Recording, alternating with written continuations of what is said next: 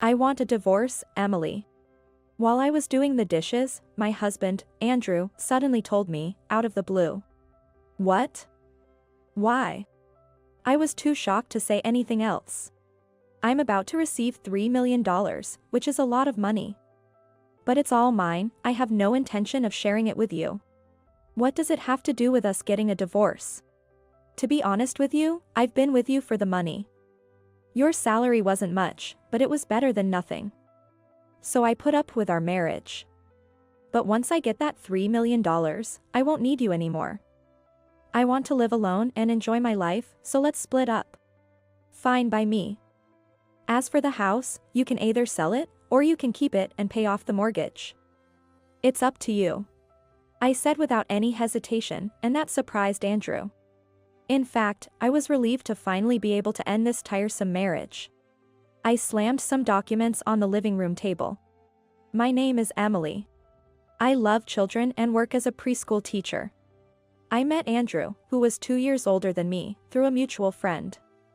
We'd been married for almost 8 years. Soon after we got married, we bought a house, expecting to have a few kids and to live a happy life as a family. But Andrew had suddenly changed after the marriage. He started talking about money all the time. Also, he became very sarcastic towards me. He used to think I had a wonderful job and never complained about it. But sometime after we married, he started saying, "Emily, what you do all day is playing with kids. You're living the good life, while I'm working hard." His constant refrain was that I was nothing but a freeloader. Being a preschool teacher isn't an easy job. It's hard, physically and emotionally demanding, as each child is different. No matter how much I argued, he wouldn't listen to me. It was so frustrating. There was a reason why we didn't have children after 8 years of marriage. He thought having kids was a waste of time and money, so he would often tell me not even to think about it and to work harder. What were you thinking? Quitting your job just because you want a child? We have a mortgage to pay off. Don't bring up this topic ever again. I couldn't say anything back to him.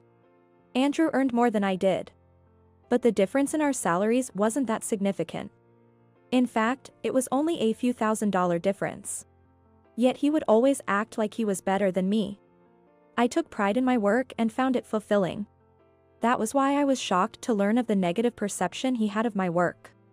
His words pierced my heart. I would often feel tears welling up in my eyes. Lately, Andrew kept saying he wanted to be alone. I could live by myself if I wanted to, but I'm staying with you out of obligation.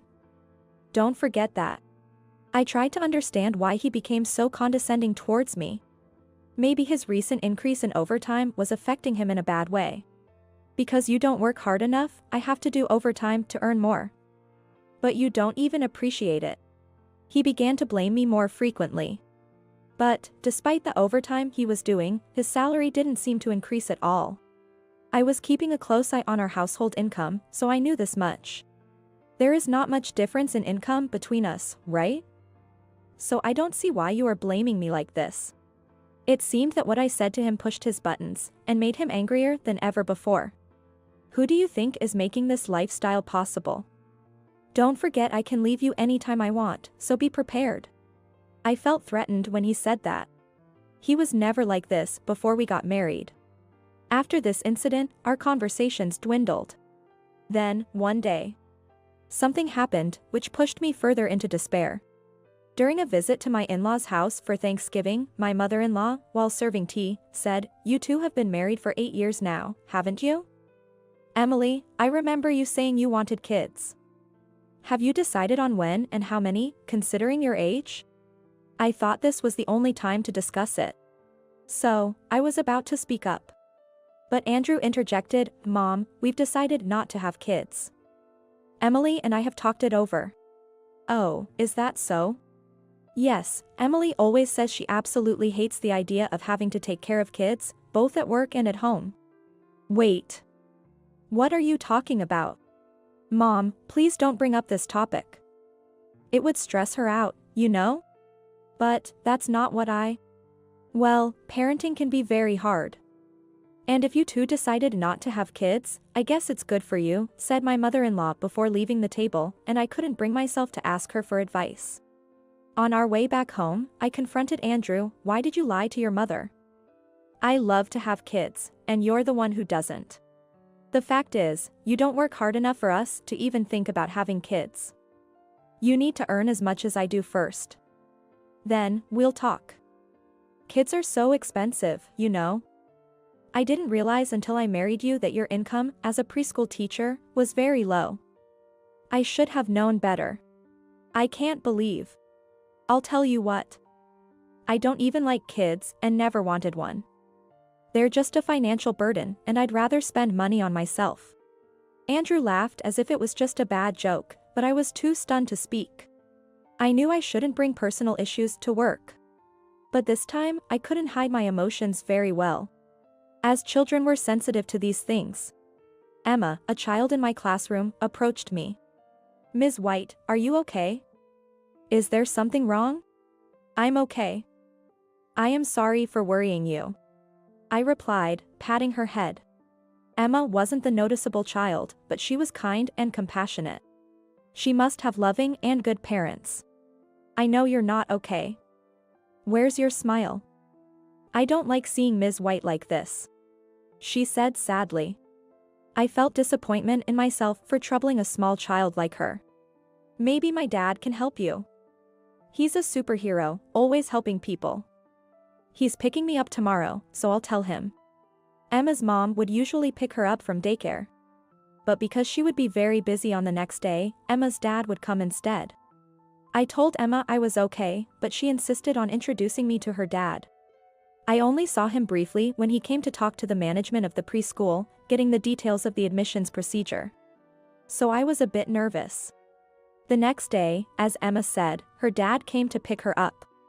Hi, I'm Jack. Nice to meet you. Emma talks a lot about you. She seems to be having a great time at daycare. Nice to meet you too. Please call me Emily. Emma is such a sweet child. I responded, impressed by his politeness. But I hesitated to discuss personal matters with him. Especially ones that were quite embarrassing. They weren't the sort of things I could easily share with others. Can you please help Ms. White, Dad? She seems to be in trouble, Emma said. Thank you, Emma, but... Emily, I understand. It's hard to talk about certain things, especially to someone you've just met. But my daughter is really worried about you. So please let me help you. Saying that, Jack handed me his business card. I was surprised to see his job title. And meeting him literally changed my life. It was that very moment that I decided to take revenge on Andrew. As I needed to keep the revenge legal, I needed some time for the preparation. One day, Andrew suddenly approached me. Hey, let's get a divorce. It was one of those rare evenings when Andrew came home early and we had dinner together. I was doing the dishes after dinner when he suggested our divorce. Thinking that I was confused by his words, Andrew smirked unpleasantly. I know you don't want to, but I've already made up my mind. Can you at least tell me why you want a divorce? I'm about to receive a big sum of money. Guess how much? $3 million. Then he continued. I've been with you only for the money you make. It's nothing compared to what I earn, but it was better than nothing. But now that I'll get $3 million, I don't need you anymore. Let's just split up. Where did all this money come from? I had many things to say to him, but I started with that question. That's none of your business. We're practically strangers from now on. Okay. Surprised by my prompt agreement, Andrew looked a bit startled. By the way, I have no intention of staying in this tiny old house. I'll have $3 million very soon, so I'm thinking of buying a bigger house. I hope you have no objection to me selling this house. Alright, then I'll start looking for an apartment for myself. You can find an agent and organize property viewings and all, right? Yes, leave it with me. I'll take care of all that. That's the least I can do. Thanks. After that, I went straight to our bedroom and started packing up my stuff. Andrew looked puzzled, watching me move swiftly. For the next few weeks, I was very busy packing and looking for a rental apartment. Once I found a place for myself, I moved all my stuff out of the house. On my last day at the house, I had another talk with Andrew. As we discussed before, we're selling this house, and you'll be organizing the agent and everything else. I don't want any disputes over our property settlement, so I've prepared a written agreement. Can you please sign here? Why not? Just to make sure you won't complain later. As usual, he said one word too many. I was irritated by what he said, of course, but I knew that I had to stay calm. Andrew, who was reading the agreement, suddenly stopped and asked me, "Hey, what's this compensation about? Why should I pay you? I think this should be the other way around. You should pay me. Didn't think you would get caught? You're really naive." I laid some photos out on the table. Seeing them, Andrew's face turned pale. "Thank you for working so late every day. I appreciate how hard you were working for us. You must love working with your girlfriend." They were the photos of Andrew and a woman walking arm in arm. She is just a colleague of mine. We weren't really walking arm in arm, although it looked like we were in the photos. Still not admitting what you've done? Then what about this? I showed him another photo. It showed Andrew and the same woman entering a hotel together. Instead of admitting, he became even more defensive. This is a setup. With the modern technology, anyone can edit a photo and create a fake one. You think you can fool me with this? I sighed deeply. As I had expected, he wouldn't admit what he'd done. I was well prepared for it. It wasn't me who took these pictures. I think someone will be here soon. Then, the doorbell rang. Andrew looked nervous, unsure what was happening. I went to the door to greet the visitor and led him to the living room. "Andrew, this is my lawyer, Ethan. These photos were taken by a private detective I hired, so there was no chance of me fabricating them. Nice to meet you, Andrew. I hope you don't mind me having a seat. I'd like to explain to you what's going to happen from now on. But before that, do you have any issues with the photos? I'm here to answer any questions." Seeing Ethan's confident smile, Andrew started to panic. He had been lying to me for all these years. The private detective found out he never did overtime. That explained why his income hadn't increased. He was spending his after-work hours with his girlfriend instead. When this came to light, one thing made sense to me. That was the fact that Andrew started saying he wanted to be alone. He probably wanted to be with his girlfriend and to start a new life. This lawyer I hired was incredibly skilled. It was Emma's dad, Jack, who introduced him to me. Jack turned out to be the president of a well-known company. When Emma said her dad was a superhero, she wasn't lying. After listening to my situation, Jack quickly contacted a private detective he knew very well, and also introduced me to his lawyer, Ethan. I hadn't planned to take it this far, but seeing the photo of Andrew and his girlfriend entering a hotel together was the last straw. Talking as if it was your own accomplishment. You want compensation? I can give you some. I'll have $3 million soon, so it's not a big deal. If you're done here, just get out. I never want to see your face again. I was going to leave anyway. If you need to discuss anything further, please contact Ethan. Don't come to me directly. I'll never want to talk to you anyway. He shouted those last words at me. I didn't say anything, but just grabbed my purse and left the house. Normal person would have been mentally affected if he was caught cheating, but not Andrew. How could he be so arrogant and egoistic? This was all I could think about as I was leaving the house. That was the end of my revenge. But then, a few months later, something happened. I was enjoying my new life in the apartment. The biggest relief was not having the source of stress anymore. Initially, I was feeling empty after our separation. But at the same time, I knew that I had no feelings left for Andrew. And that I didn't have to put up with his verbal abuse. One afternoon, Andrew showed up at my new apartment. "Please, can we talk? I'm begging you," he started yelling outside my front door, so I reluctantly let him in. "What do you want? I told you to stay out of my life." He looked around my whole apartment, having a creepy smirk on his face. "Well, you've got a nice place here. There are 2 bedrooms, and you're only using one. I could probably use the other. What are you talking about? You're not welcome here. Don't be like that. We're only separated. We are separated because that is the requirement for a divorce. Anyway, what do you want? Hey, just calm down, Emily. You're scaring me. Well, the thing is, I've realized that I needed you. You said you were staying with me out of obligation, and that you were going to live in a bigger house with your girlfriend. I don't need to be with you. I was only joking when I said that. I didn't mean it. I need you desperately, Emily. You're just pretending to be strong, but you need me too, right? You said I was no longer needed because you were getting $3 million. Why don't you find your next girlfriend with that money? No. It wasn't like that. Suddenly, Andrew began to cry. The truth is, I said I was getting $3 million because I thought I won the lottery. But later on, when I looked closer at the ticket I bought, I found out that I was reading the numbers wrong. What was he even talking about? I was disgusted with what I just heard. I'd been looking for a reason to leave you. That was probably why I misread the numbers.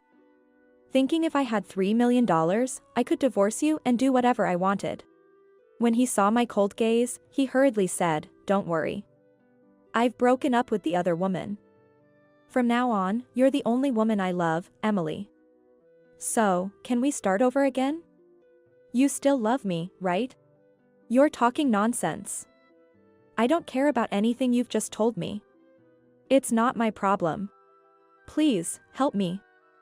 I thought I was getting $3 million, so I insulted my boss in front of everyone and handed in my resignation. And as for the woman I was seeing, she left me as soon as she found out I had no money.